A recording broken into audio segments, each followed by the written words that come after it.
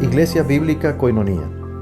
Nuestra misión es ser discípulos auténticos de Jesucristo que glorifican a Dios por medio de vidas transformadas por la obra del Espíritu Santo y hacer discípulos que igualmente sean transformados por la gracia de Dios. Es crear un movimiento en el poder de Dios de hacer discípulos y de plantar iglesias para tener un testimonio claro de palabras y vivencia del Evangelio del Señor Jesucristo en el área metropolitana de Barranquilla y más allá de ella. La visión que tenemos es ser una iglesia celular que vive la presencia y el poder de Jesucristo y de su Espíritu para cumplir con sus propósitos de alcanzar a los que no conocen al Salvador con el Evangelio transformador. Ser una iglesia enfocada en la multiplicación de discípulos, de grupos familiares, de líderes siervos y de iglesias para presentar ante el mundo quién es Jesucristo. Como valores centrales tenemos la centralidad y autoridad de la palabra de Dios, centralidad en Cristo, dependencia de Dios, visión para la reproducción, comunidad, ministerio de todos los creyentes y santidad de vida.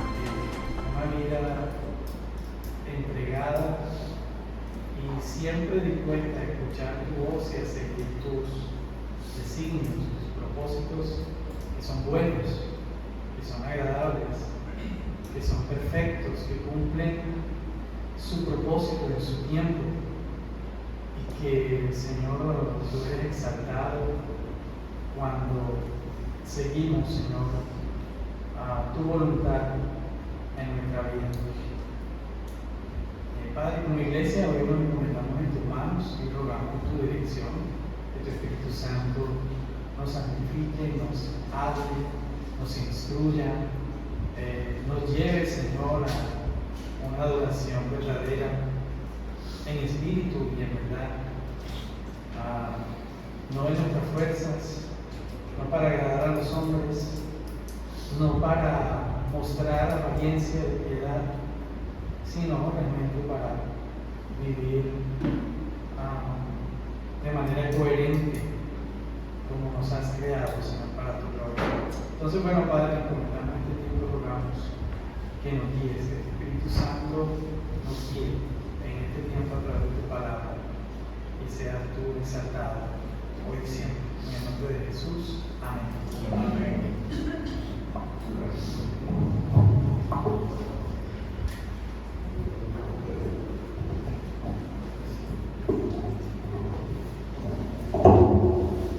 Muy bien, ahora sí.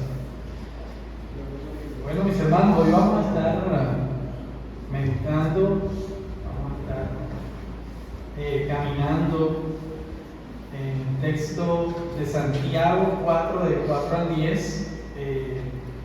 Retomamos nuevamente la serie que venimos trabajando, estudiando toda la carta de Santiago.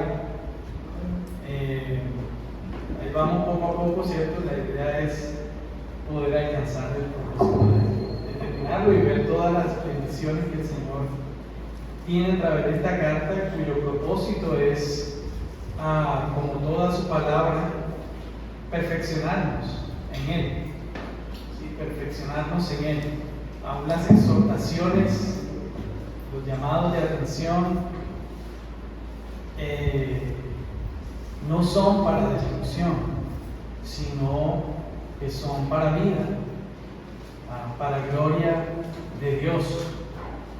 Y he titulado este texto, Santiago capítulo 4, del 4 al 10, a la manera del Padre, un llamado a someternos a Dios. Cuando Dios nos llama en este texto, someteos a Dios, nos está diciendo Santiago, háganlo a la manera de Dios. Somos creados para vivir y expresar, para mostrar a Dios, y que nuestra voluntad sea guiada por su voluntad. Eso es a lo que se refiere este texto cuando dice sométanse a Dios. Vamos a leerlo. Voy a leer en favor de ustedes, pero lo tenemos aquí en pantalla para que lo puedan seguir también. Dice Santiago ¿O almas adúlteras? ¿No sabéis que la amistad del mundo es enemistad contra Dios? Cualquiera, pues, que quiera ser amigo del mundo, se constituye enemigo de Dios. ¿O pensáis que la Escritura dice en vano, el Espíritu que Él ha hecho morar en nosotros nos anhela celosamente? Pero Él da mayor gracia. Por esto dice, Dios resiste a los soberbios y da gracia a los humildes.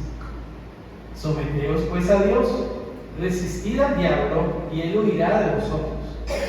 Acercaos a Dios y Él se acercará a vosotros. Pecadores, limpiad las manos, y vosotros de doble ánimo, purificad vuestros corazones. Afligíos y lamentad y llorad.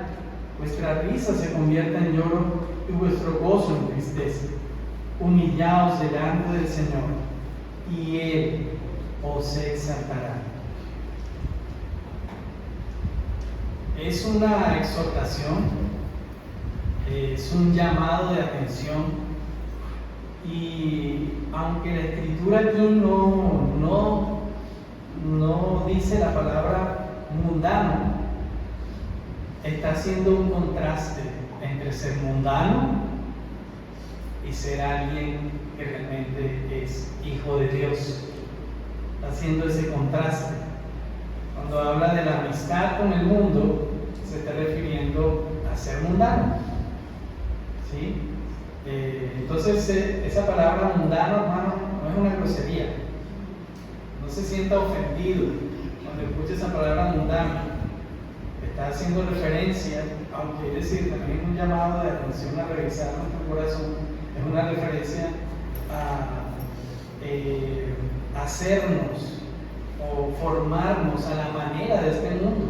Lo que dice Romanos, no se conformen, ¿sí? Este mundo no sea el que los moldee. Mundano es la forma de pensamiento de este mundo. Nosotros no somos mundanos, somos cristianos. No existe el cristiano mundano. Eso no es cierto. O eres cristiano o eres mundano. ¿Sí? No existe el cristiano mundano. O eres o no eres. Con Dios no hay términos medios. Con Dios, si eres tibio, te vomitaré de mi boca, dice el Señor. Hermano, el llamado o la idea principal que vemos en este texto, ¿qué me parece la idea principal? Sí. Es que Dios llama a los creyentes que han dividido su corazón entre Él y el mundo a volver mediante el arrepentimiento genuino, confiando en su gracia y sometiéndose completamente a su voluntad. Ese es el hilo conductor que vemos, el argumento que vemos en este pasaje. Un llamado a no tener un corazón dividido. Vuelvo y digo, no puedes tener un pie en el mundo y un pie con Dios. Eso no existe. Eso no existe. Entonces,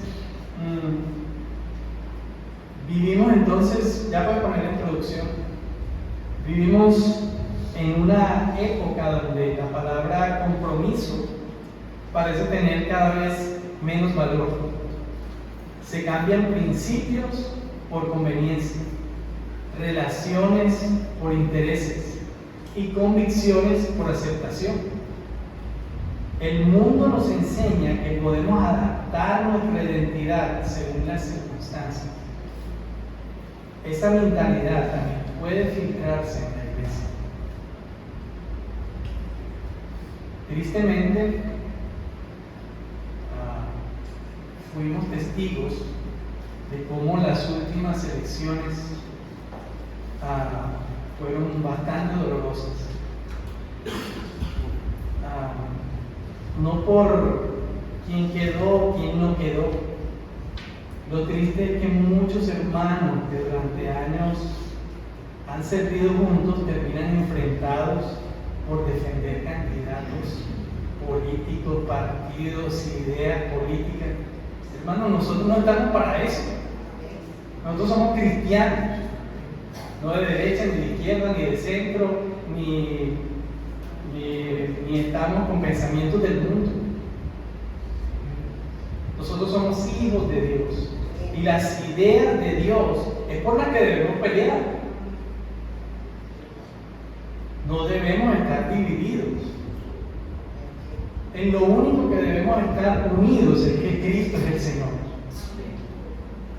Eso es lo que nos une. A nosotros no nos une un partido político, ni nos une un candidato, ni nos une ninguna idea de este mundo. Eso es ser mundano. A nosotros nos une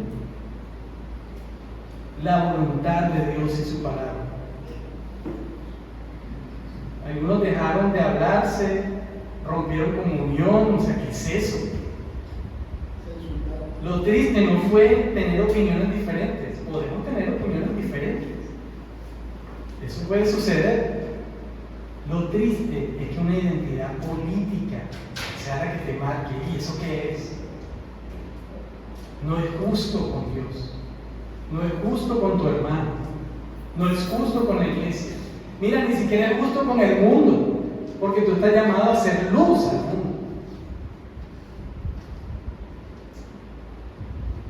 Si te comportas como este mundo, pues ¿de qué vale? ¿De qué sirve la sal? Si no sirve para nada, pues para hacer hollada. Todo el mundo la pisotea.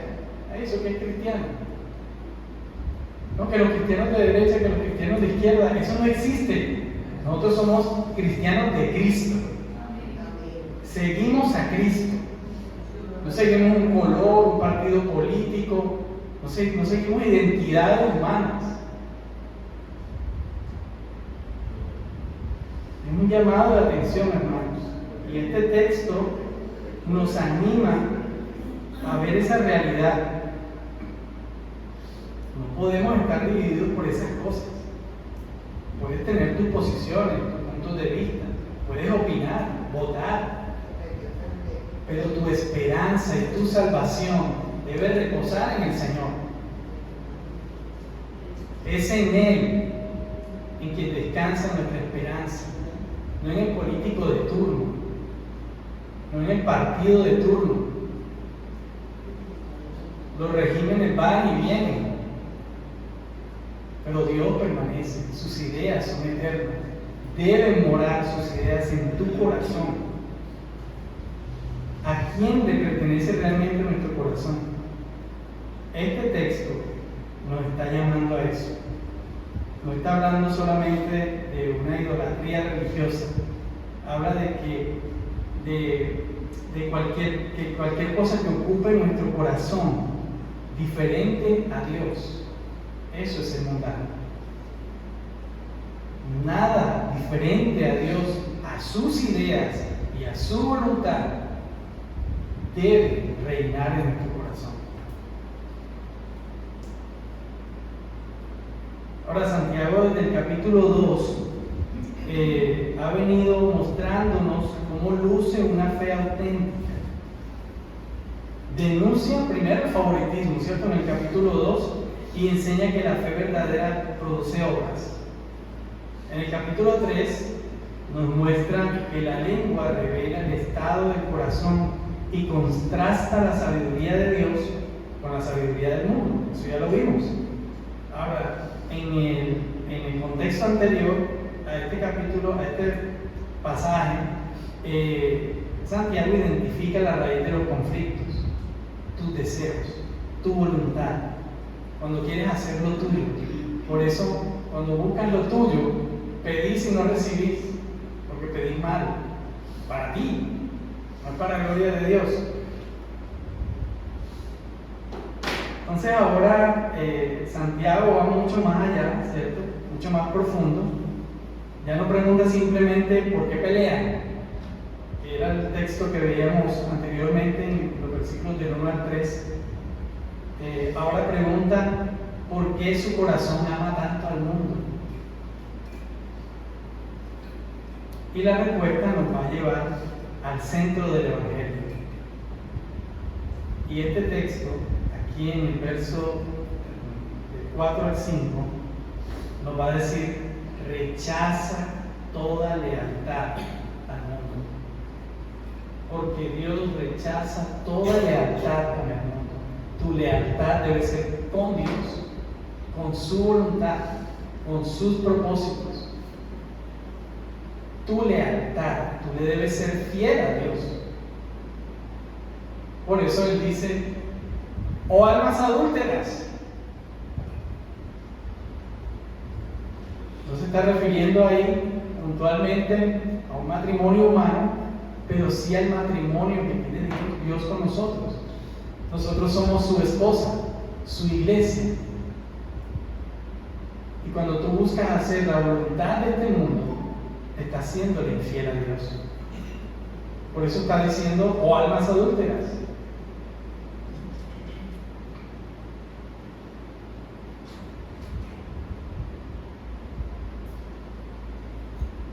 Los profetas del Antiguo Testamento utilizaron esta misma imagen para Israel. En Jeremías, en Oseas, Ezequiel, Dios era el esposo fiel. Su pueblo era la esposa que corría detrás de otros amores. Y eso está mucho más claro en el profeta Oseas. Cuando Dios le dice que tomara a una mujer, y esta mujer le fue infiel por todo el mundo. ¿Cuál era el propósito? Mira, así como es esa mujer, así es mi pueblo, que me es infiel, que anda detrás de otro, buscando satisfacción en este mundo.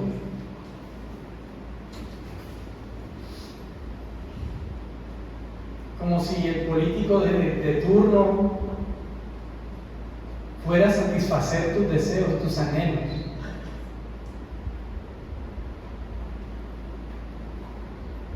O como si, no sé, las novelas fueran a satisfacer tu deseo de amor. O como si el fútbol fuera a llenar tu vida. Todo eso es pasajero. Cuando ponemos nuestro deleite en alguien diferente a Dios, has perdido tu propósito. Por eso el Salmo nos llama: ven y deleítate en el Señor, y Él te concederá las peticiones de tu corazón, porque tu deseo solamente es suplido por Dios. Cuando estás lleno de Dios, lo único que vas a desear es a Dios. Pero cuando te llenas de este mundo, de sus deseos, pues vas a anhelar este mundo, y este mundo es pasajero. Este mundo, sus ideas, son cisternas rotas, nunca te van a llenar. En cambio, la única fuente de todo lo que necesitamos es Dios. En Él sí vas a encontrar contentamiento verdadero.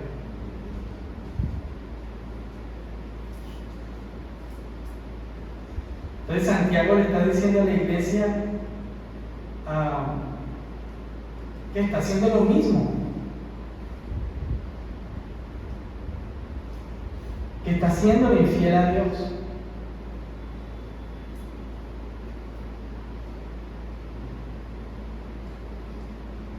Y por eso es que él dice: ¿no sabéis que la amistad del mundo es enemistad contra Dios? Cualquiera pues que quiera ser amigo del mundo se constituye enemigo de Dios. Nuevamente está el ejemplo, y ponemos el ejemplo de un esposo y su mujer, o su mujer o lo contrario, ¿cierto? El esposo debe satisfacer a su mujer en todo, igual ella a él, pero que si él va y busca satisfacción en otro, eso es adulterio. Asimismo con Dios, Nuestro Dios es quien debe satisfacer todo lo que necesitamos. Cuando buscas satisfacción en el mundo, en algo diferente a Dios, estás siendo infiel.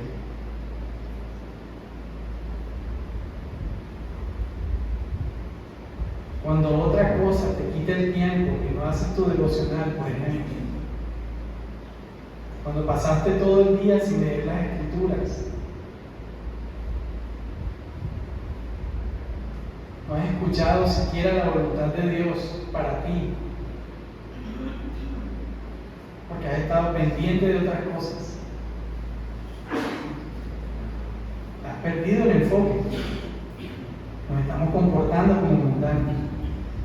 Y bueno, quería resaltar aquí una palabra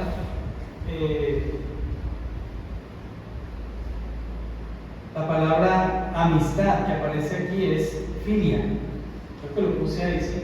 Filia, amistad. Esa palabra aquí cuando dice amistad con el mundo, se está refiriendo a lealtad, compromiso, identificación, afecto profundo, aún un afecto íntimo.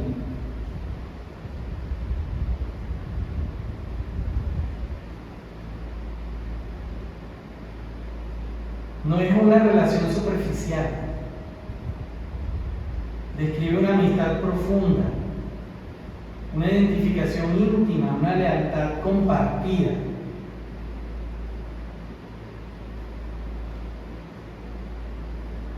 No habla simplemente de convivir con el mundo, porque estamos en el mundo, ¿sí?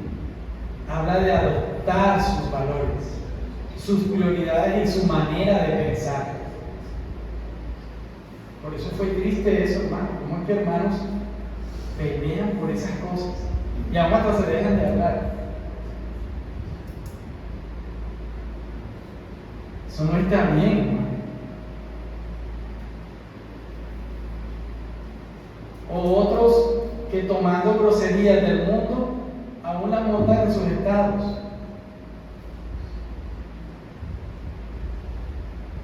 Puede que otro lo haya dicho, pero cuando tú la montas, estás diciendo estoy de acuerdo con eso. ¿Eso qué es, hermano? Eso es ser mundano.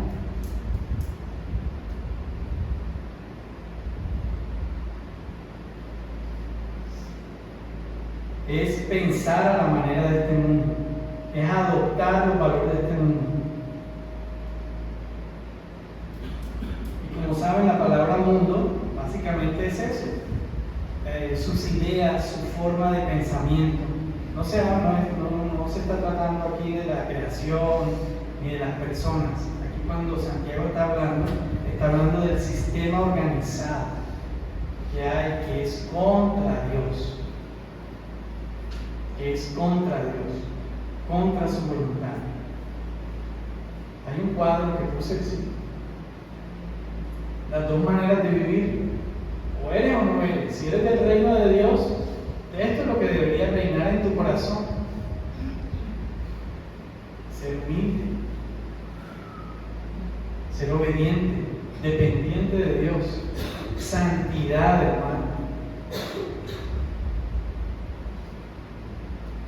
Nos debemos a Dios, le pertenecemos a Él, no a este mundo. Este mundo no nos dice cómo vivir.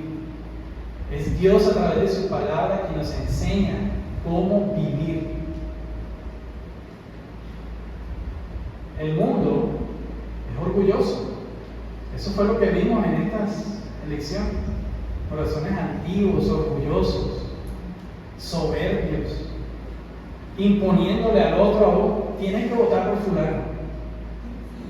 ¿Cómo es posible que tú, siendo cristiano, seas de derecha? ¿O cómo es posible que tú, siendo de izquierda, estés con fulano? ¿Eso qué es, hermano? Eso no nos puede dividir. Eso no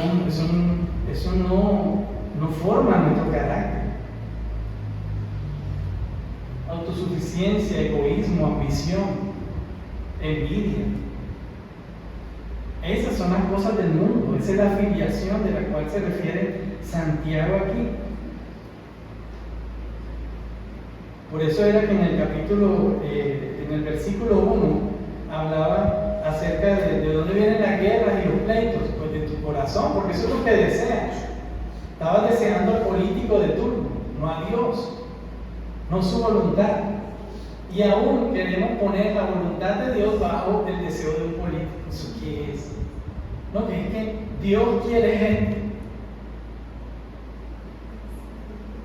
Y queriendo imponerle a otros ese pensamiento, eso no está bien.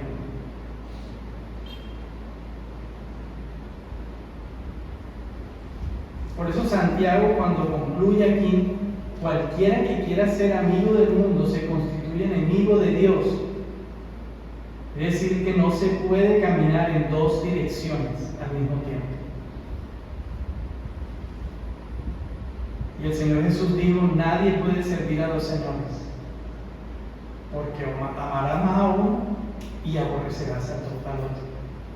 Y eso pasó. Cuando tú aborreces al hermano, lo maltratas verbalmente, ¿contra quién lo estás haciendo?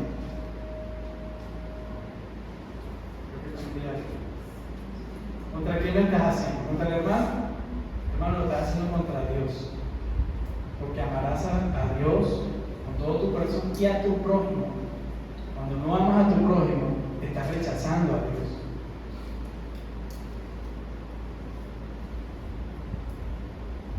En Primera de Juan nos dice que no amemos a este mundo, ni las cosas que hay en este mundo. Como veíamos que nuestro hermano Edgar nos compartió ese texto de Romanos también. No se conformen a este mundo, a la manera de este mundo. No es a la manera de este mundo, es a la manera de Dios. Esa es su manera. Este mundo lo único que quiere es destruirnos. Recuerden que este mundo está bajo ¿quién? Bajo el maligno. Y él lo único que quiere es nuestra destrucción. Y cuando se refiere a la destrucción, no es que te maten, no es que, no sé, que te caiga un rayo encima. Destrucción se refiere a que te alejes de Dios. Con tus actos te alejas de Dios. Con tus actos te comportas de una manera diabólica. Santiago está hablando de eso, de la sabiduría diabólica. Nosotros no somos diabólicos. Es decir, no vamos en contra de la voluntad de Dios. Porque diabólico es todo aquel que es enemigo de Dios. Que con tus actos te comportas como un enemigo de Dios. Eso es ser diabólico. No es que tengas un diablo adentro ni nada de eso. Es que te comportas como el diablo. Te comportas como él. Por eso Jesús les decía a los fariseos, ustedes son hijos de su padre, el diablo. Es decir, se comportan como él.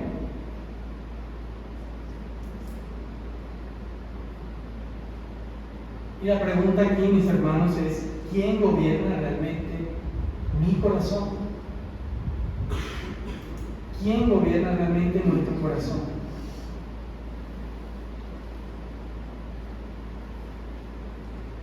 ¿Quién ocupa ese lugar?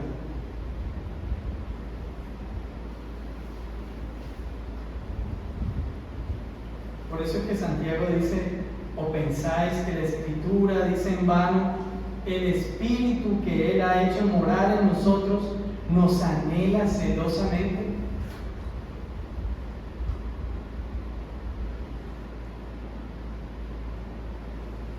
Y aquí celosamente no se refiere a los celos dañinos. Celosamente es que Dios cuida de nosotros. Hermano, esto que estamos leyendo hoy hace parte del cuidado de Dios. No es para que te vayas aquí con el rabo de la pierna, esa predica tan pesada, nos dieron duro. No, es para abrir los ojos y decir, Señor, revisa tu corazón y arrepiéntete de verdad. Señor, lo lamento. Eso no debió haber pasado. Perdona. Pídele perdón a tu hermano, arrepiéntete de verdad. No es para que salga de aquí llorando, ya afligido, ya, y quedó la cosa así. No, ahora viene tiempo de restauración. Dios está restaurándonos con su palabra. Por eso su palabra nos santifica. No es para que te vayas de aquí chamuscado, sino radiante. Dios quiere eso en ti. Por eso Él nos anhela celosamente. Por eso esta exhortación, como el esposo fiel, Dios no comparte su corazón, el corazón de su pueblo, con ningún otro. Si tu corazón está puesto en otra cosa que no es Dios, estás siendo infiel. Te estás comportando como un adúltero. Estamos cometiendo adulterio espiritual.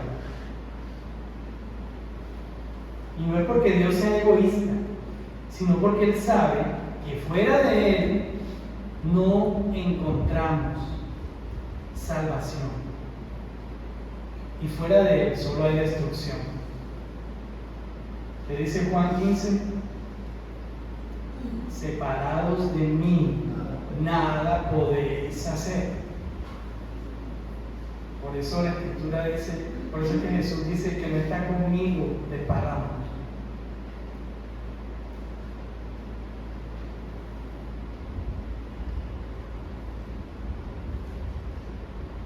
Entonces, hermano, ¿dónde está tu lealtad?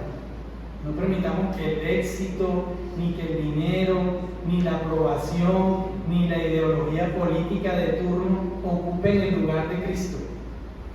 Podemos pensar distinto sobre asuntos temporales. Eso puede ser así. A algunos les gusta el azul, a otros el rojo, a otros el verde. A algunos les gustan los tenis, a otros usan zapaticos así.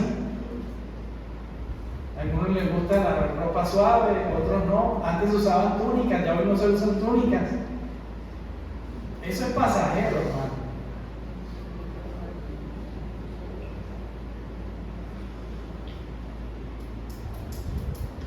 Podemos pensar distinto, pero jamás debemos romper nuestra comunión con aquello que Cristo nunca puso por encima de su evangelio. Dios es quien nos debe unir. Gracias a Dios que este pasaje no termina aquí. Si no, ya todos estaríamos condenados.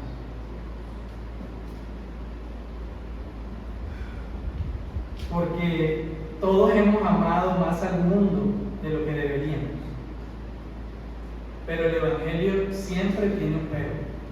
Y los peros de Dios son sanadores, son gracia, misericordia. Por eso les digo, esto es un llamado fuerte. Es una exhortación que está haciendo Santiago. Y no solo a nosotros aquí. Y no es que Carlos hoy sacó esta predicación solamente para este lugar o para este momento.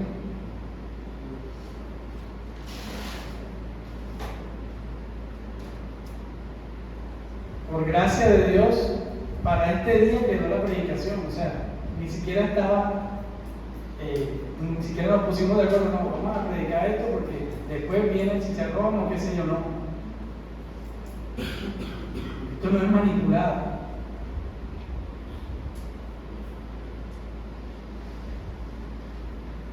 Los peros de Dios tienen el propósito de decirnos: tú no lo puedes hacer en tus fuerzas, necesitas de mí. Por eso, Él da gracia. Su gracia es mayor que nuestro error, mayor que nuestro pecado. Por eso el llamado de atención. Y dice el texto en el verso 6, pero Él da mayor gracia. Por encima de tu pecado, por encima de mi pecado, por encima de nuestros errores, está la gracia de Dios. Porque el pecado no puede ser mayor que Dios y su gracia.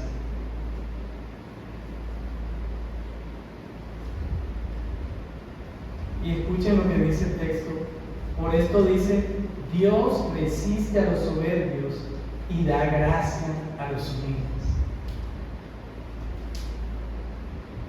El llamado aquí es: deja la soberbia, sométete a Dios, humíllate ante su poderosa mano, ante su voluntad. Reconoce que no puedes hacerlo sin Él. Descansa en la gracia mayor de Dios. Estas 5 palabras son el corazón de este pasaje.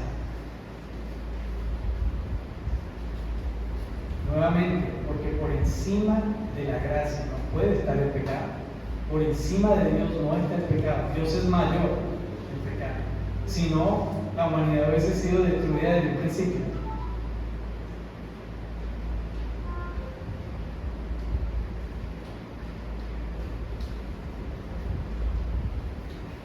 Hay una palabra que se usa aquí desde el griego, la palabra meisona, que significa una gracia más grande. Una gracia más grande que mi pecado. Una gracia más grande que mi orgullo. Una gracia más grande que mi infidelidad. Hermano, es que Dios te ama a pesar de ti. Dios nos ama a pesar de nosotros. Él no nos ha pagado conforme merecemos.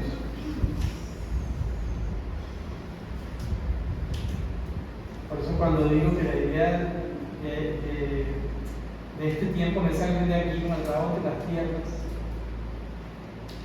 sino con los ojos abiertos, y humíllate delante de Dios. Reconoce tu error y búscalo. Por eso cuando Pablo dijo, cuando el pecado abundó, sobreabundó la gracia, en Romanos 5:20, la esperanza nunca está en nuestra capacidad para cambiar, sino que está en la inmensa gracia de Dios. Esta predicación, este texto hoy, es gracia de Dios. Esto fue escrito hace mucho tiempo.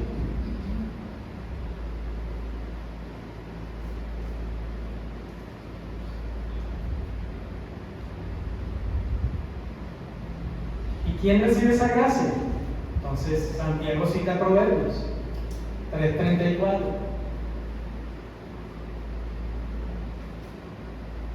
¿Sí está ahí? ¿No? Ok, lo voy a citar aquí.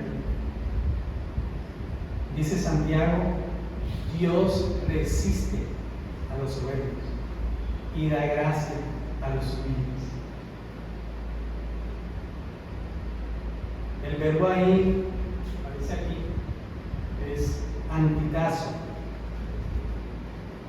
Desde el griego, este texto describe a un ejército que se forma en la batalla contra otro.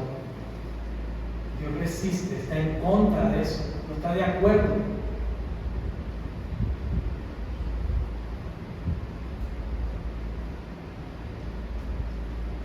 Tremenda imagen.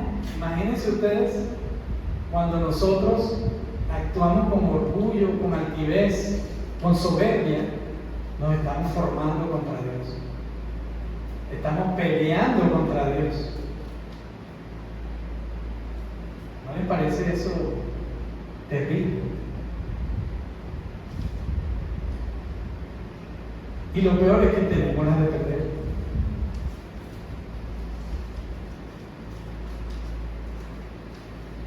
Dios resiste, no está de acuerdo con eso. Dios no está de acuerdo con alguien que anda en el mundo y se conforma a este mundo y busca su justicia en este mundo.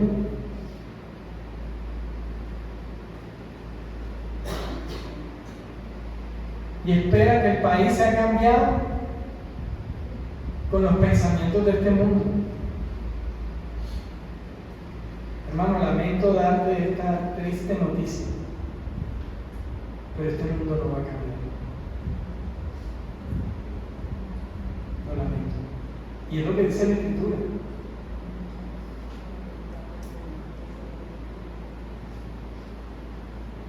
Es lo que dice la Escritura. Por eso no pongas tu confianza en este mundo.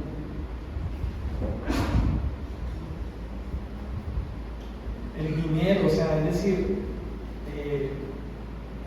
esas ideas de que el dinero va a cambiar el mundo, ¿cuánto tiempo hace que han pasado ricos y pobres y el mundo sigue igual? Han pasado sistemas de gobierno, imperios, y el mundo sigue igual.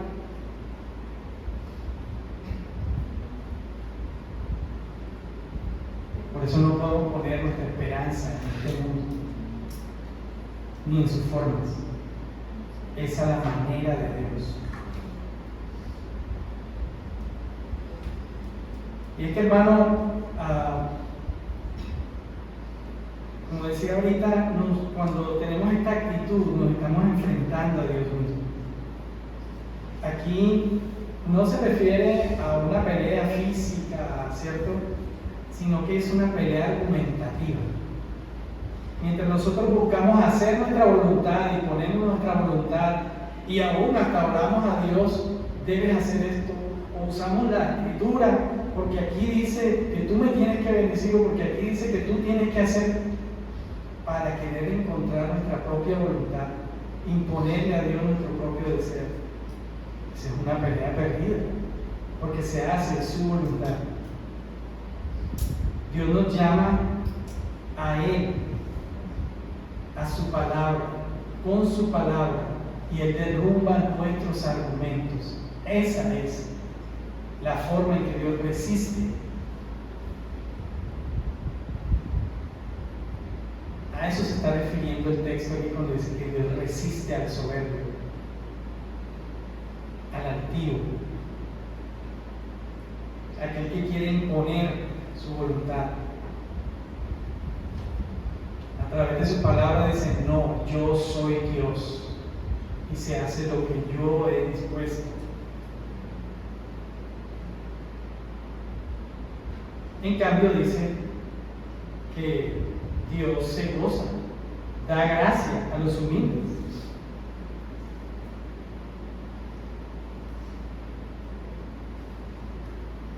El humilde encuentra un Padre dispuesto a derramar gracia.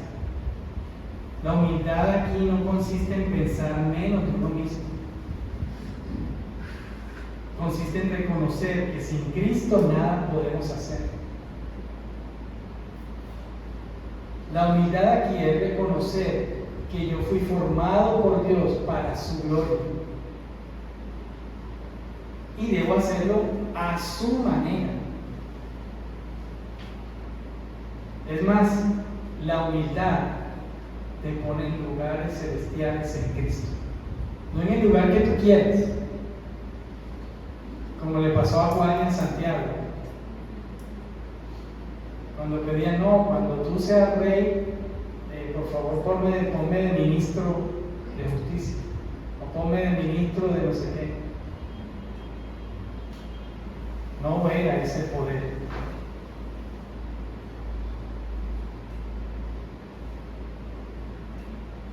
Por eso Dios exalta a los humildes, aquellos que se someten y hacen su voluntad. Cristo fue ejemplo perfecto de eso. Lo hemos leído una y otra vez en Filipenses, que siendo Dios, no escatimó el serlo. Él no le exigió al Padre: no, yo soy Dios, o sea, no me puedes poner ahí en esa cruz, ni se te ocurra, jamás. Sino que antes bien dijo: hágase tu voluntad. El humilde, el corazón humilde, se humilla, así como Cristo lo hizo hasta la muerte, porque es la voluntad del Padre la que se hace.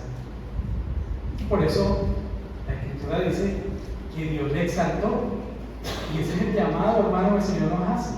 Conforme te humillas y haces su voluntad, Dios te exalta. Ese es nuestro éxito. Nuestro éxito es que Dios tiene una sonrisa porque tú eres su hijo y te comportas como su hijo. Porque vives para su gloria, no para ti.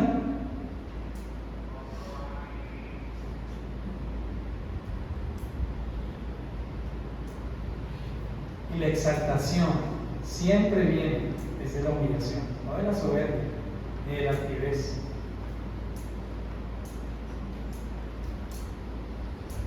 La gracia cambia el corazón. Spurgeon dijo: la gracia no encuentra hombres dignos, hace dignos a aquellos que la reciben. Asimismo, Sproul, que murió hace poco, dijo que el orgullo está en el corazón de todo pecado, porque busca poner al hombre donde solo Dios debe estar. El trono es de Dios. Cuando te comportas con un corazón altivo y orgulloso, le estás diciendo: quítate tú para ponerme yo.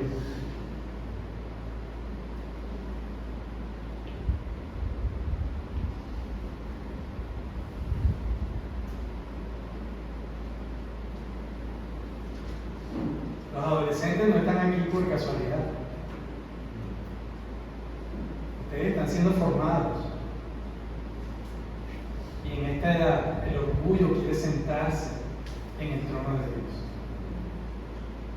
No se dejen moldear por la forma en que este mundo quiere mostrar cómo ser un adolescente feliz. La felicidad de este mundo es ínfima, temporal. Puede durar un año, pero por un año vas a perder una eternidad.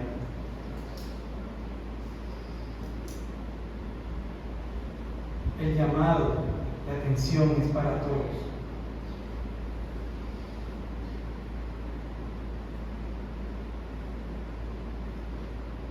El mayor obstáculo para experimentar la gracia no es el pecado, sino el orgullo. No es solo el pecado, sino el orgullo. La iglesia debe distinguirse por ser humilde, especialmente en tiempos de divisiones, en tiempos de polarización. Antes de preguntarte si ganaste una discusión, pregúntate si reflejaste el carácter de Cristo.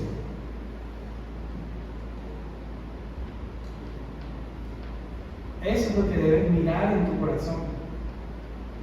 La gracia nunca nos deja iguales, nos cambia. Quien recibe la gracia responde con arrepentimiento. Y por eso Santiago termina mostrándonos aquí cómo luce una vida restaurada a partir del versículo 7. Una vida restaurada es aquella que se somete a Dios.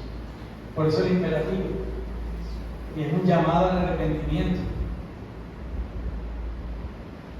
Este texto, en el verso 7, inicia: someteos pues a Dios. Someteos pues a Dios. Aquí esa palabra someteos da a entender desde el griego, ahí dice hipotasio, no cipotasio, sino hipotasio. Básicamente lo que está dando a entender esa palabra es ponte voluntariamente bajo la autoridad de Dios. Sométanse a Dios. Que Él sea quien guíe tus pensamientos, que Él sea quien guíe tu corazón, que su palabra sea la que llene todo tu ser, de tal manera que tus acciones respondan conforme a su voluntad.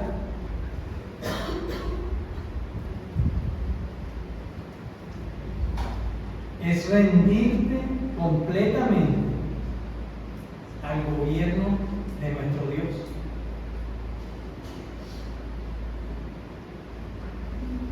El gobierno de nuestra vida llevado solamente por Dios. Y qué interesante, Cuando miramos el texto en el verso 6, que dice que Dios resiste. Y aquí,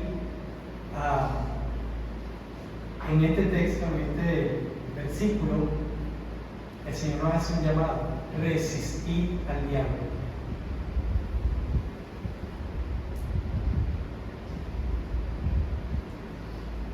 Y esto nos va a ayudar a entender algo.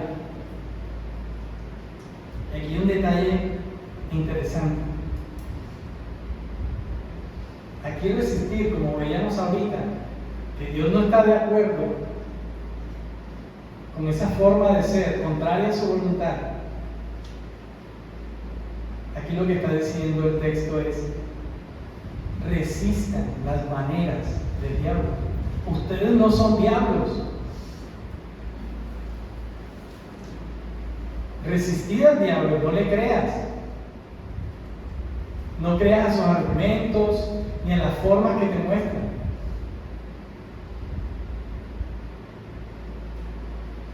Si estás sometido a Dios, a sus formas, a su manera, a su voluntad, a sus deseos, si estás lleno de Dios, vas a resistir los argumentos contrarios a la voluntad de Dios. Argumentos diabólicos.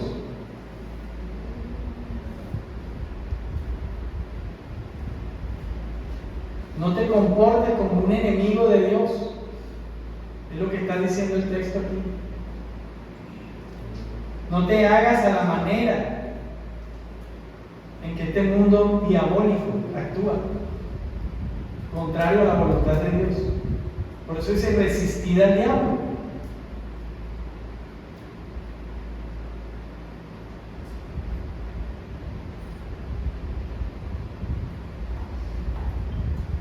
Nosotros debemos oponernos al autor del orgullo. Resistir no significa discutir con Satanás. Te ato, te echo y fuera de aquí. Dice la Escritura que Él huirá de ustedes.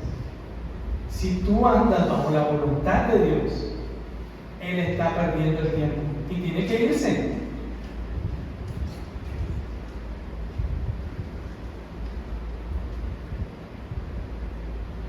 Tiene que irse.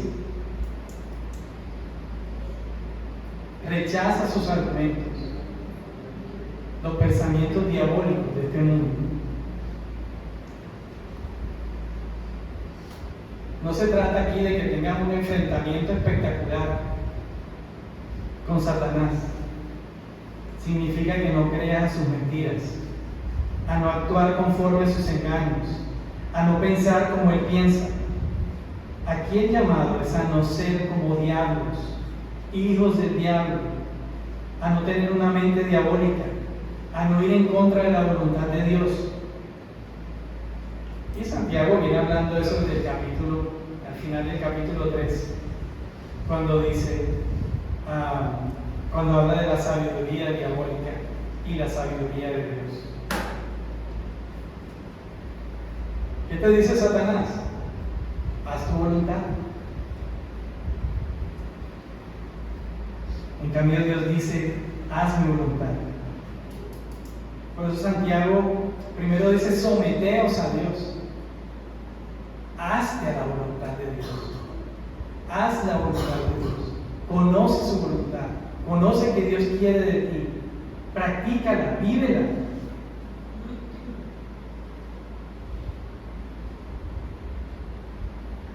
Sométanse a Dios, porque nadie puede resistir al diablo mientras siga gobernándose a sí mismo.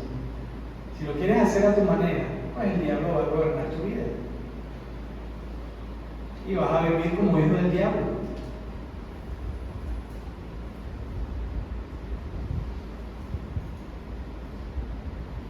Hermanos, tenemos el mejor ejemplo de eso, y Carlos nos empezó una serie al respecto, en Mateo 4.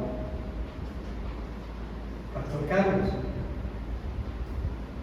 Satanás intentó apartar a Jesús de la voluntad del Padre. Pero ¿qué hizo Jesús? Una y otra vez, escrito está. escrito está. No peleó desde su humanidad. La Escritura no dice que agarró una piedra y se la lanzó a Satanás, ni le empezó a decir groserías, ni sacó una espada y empezó a pelear con él. Él no discutió con Satanás. Ahí no dice que tuvo una discusión tremenda y empezó ahí un debate con él. Él recordó quién era él y cuál era la voluntad del Padre. No negoció tampoco. Permaneció completamente sometido al Padre. Entonces eso de sométanse no es solamente para nosotros. Jesús mismo se sometió al Padre y aún siendo Dios no escatimó el serlo.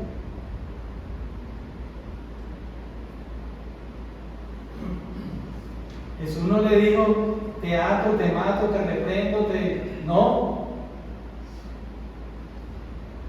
Le dijo que esta es la voluntad del Padre y yo hago lo que mi Padre me manda. Y Mateo dice que al final el diablo le dejó, porque Jesús lo dejó sin argumentos, porque Jesús se llenó de los argumentos del Padre, a pesar de que Satanás quiso manipularlos. El diablo no pudo mover un corazón completamente rendido a Dios. Si tú tienes un corazón completamente rendido a Dios, sometido a Dios, el diablo tiene que huir. No es en tu fuerza, no es en mi fuerza. Efesios nos dice eso. Nos enseña que la batalla espiritual se libra con la armadura de Dios. Es decir, con Dios. Tu armadura es Dios. Su voluntad, sus propósitos, esa es tu armadura. Y Pedro también, en 1 Pedro 5, el 8 al 9, nos llama a resistir al diablo firmes en la fe. Firmes en la fe. Oh, no estoy haciendo nada político. Sí, porque por allá alguien hizo algo y no, perdónenme. Yo no lo estoy diciendo así. Sí, no, quiero dejar claro porque es un tema delicado. Y a lo que me refiero aquí con firmes en la fe, me refiero a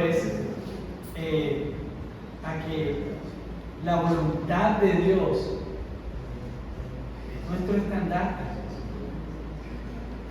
Su voluntad es en quien yo estoy firme. Él es mi roca firme. Nadie me mueve de ahí, pase lo que pase. Pero eso pasa cuando yo me he humillado, cuando me he sometido a la poderosa mano de mi Dios. El verdadero arrepentimiento es aquel que se somete a Dios. Por eso el llamado que hace Santiago en el verso 8, acercaos a Dios, que sea su voluntad la que guíe tus propósitos. Si tú te acercas a Dios y te sometes a Él, Él se acercará a ti. Acercaos a Dios y Él se acercará a vosotros. Y hace un llamado, limpiad las manos. Aquí limpiar las manos se está refiriendo a algo del contexto cultural de ese tiempo, que los judíos se lavaban las manos, ¿cierto? De esa manera para tomar los alimentos, y era una expresión de limpieza, de santidad externa.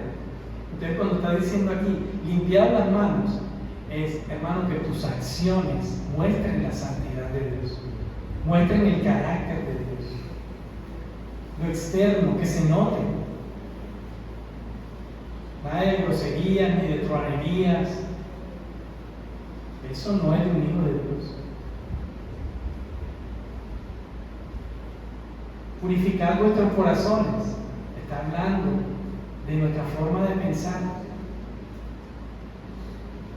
Que los pensamientos de Dios sean los que dominen tus pensamientos. Sus argumentos sean tus argumentos de vida. Y por eso dice afligidos. Cuando dice lamentar y llorar, vuestra risa se convierte en lloro y vuestro gozo en tristeza, se refiere a que estemos completamente sometidos a nuestro Dios. Que Él sea nuestro gozo, que Él sea nuestra alegría. Humíllense delante de Él. Y hay promesa en eso. ¿Cuál es la promesa? Él os exaltará, así como hizo con Cristo. Aquello que Dios ha empezado, Él lo terminará. Así que esfuérzate, no para ganarte la gracia de Dios, sino porque Él ya te ha dado mayor gracia. No nos ha destruido todavía, a pesar de nosotros, porque mayor es su gracia. El llamado hoy: humíllate delante de Dios, porque mayor es su gracia.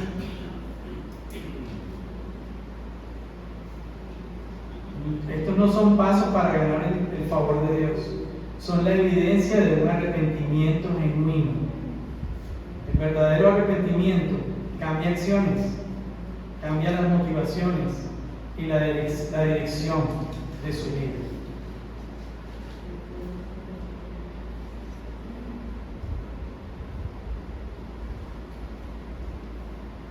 Y dos citas rápidas. Spurgeon dijo: la mejor manera de vencer la tentación no es discutir con ella. Huye de la tentación, huye hacia Cristo. La batalla contra el pecado se gana cuando Cristo llega a ser deseable, más deseable que aquello que el pecado promete. Eso lo dijo John Piper en mi video hace poco también. Así que para los adolescentes que están aquí, el mundo dice: haz lo que sientas, desea lo que quieras, pero Cristo dice: sígueme, sométete. No permitas que las redes sociales, la presión de grupo o el deseo de aceptación formen más tu identidad que la palabra de Dios. Acérquense a Dios y Él se acercará a vosotros. Para los jóvenes, las decisiones sobre relaciones, estudios y trabajo estarán llenas de voces que prometen éxito sin obediencia. Pero pregúntate siempre: ¿esto honra a Dios? ¿Esto exalta a Dios?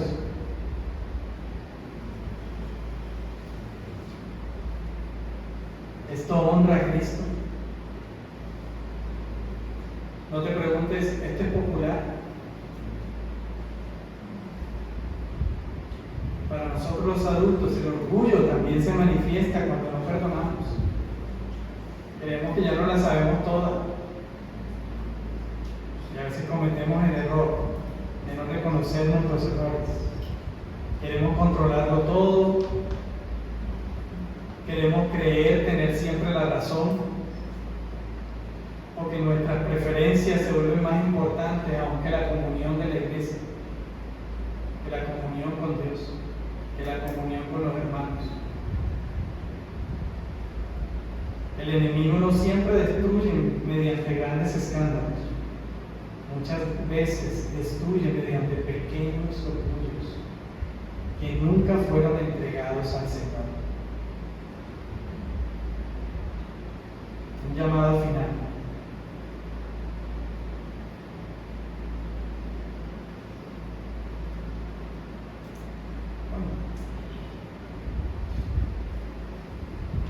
¿Quién gobierna tu corazón? Santiago comenzó llamándonos adúlteros espirituales, pero termina diciéndonos: humíllense delante del Señor y Él los exaltará. Hermanos, esto es el Evangelio. Dios no ignora nuestro pecado, lo confronta. pero también abre el camino de regreso. Y ese camino tiene un nombre: Jesucristo. Llénate de su carácter, llénate de su voluntad. Él nunca dividió su corazón, Él la tuvo clara desde el principio. Nunca buscó su propia gloria, nunca hizo su propia voluntad. Y aun cuando llegó la hora más difícil de su vida en el huerto de Getsemaní, oró: Padre, si quieres, pasa de mí esta copa, pero no se haga mi voluntad, sino la tuya. Ahí vemos entonces el contraste entre el primer Adán y el último Adán, que es Jesús. ¿A quién quieres seguir? ¿De quién eres discípulo?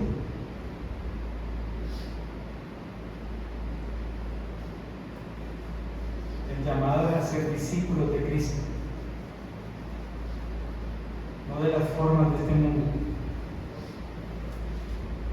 Someternos al Padre como Cristo lo hizo. Vivir en obediencia como Cristo lo hizo. Entonces la buena noticia es que Él da mayor gracia. Y hoy el Señor nos invita a rendirnos nuevamente a Él. No vivamos como el mundo vive, haciendo siempre su propia voluntad.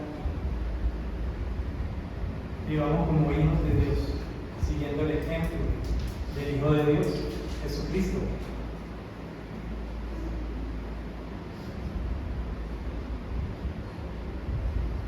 Y la misma Escritura nos llama, nos hace el llamado: humillaos delante del Señor y Él os exaltará. Una exhortación con promesa. Oremos. Señor, te adoramos, te exaltamos, nuestro Dios y Padre, por tus palabras que son, Señor, más dulces que la miel. Así sean exhortaciones, Señor, son buenas para nosotros, porque nos llama la atención a descansar en ti, a someternos en ti, a deleitarnos en ti, porque sometidos a ti, deleitándonos en ti, nos concederá las peticiones de nuestro corazón, porque nuestro corazón está lleno de ti y por tanto nuestras peticiones van a ser para tu gloria. Gracias por santificarnos hoy en tu verdad. Gracias, Señor, por este llamado. Gracias por amarnos. Gracias por este abrazo, Señor. Por este apretón que nos santifica. Ayúdanos, Señor, a no ser oidores olvidadizos, sino que tu palabra hoy surta el efecto en nuestro corazón. Que tu gracia, Señor, nos recuerde constantemente que debemos humillarnos ante tu poderosa mano y reconocer que sin ti nada podemos hacer, que sin ti estamos perdidos. Ayúdanos, Señor. Sé propicio a nosotros. Tu palabra nos muestra que nuestras fuerzas no podemos. Líbranos del maligno, Señor, de sus acechanzas, de sus argumentos, de sus argucias, de sus mentiras. Llénanos de ti, para cuando venga la tentación, tus argumentos rechacen los argumentos mundanos y así podamos resistir en verdad, volviéndonos a ti, acercándonos a ti. Gracias, Señor, por tu palabra para nosotros. Qué bueno ha sido al amarnos de esta manera, recordarnos tu palabra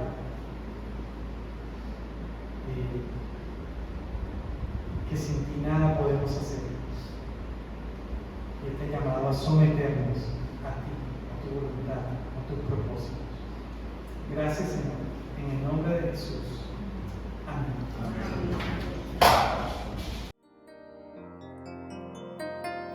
Señor mi Dios, al contemplar los cielos,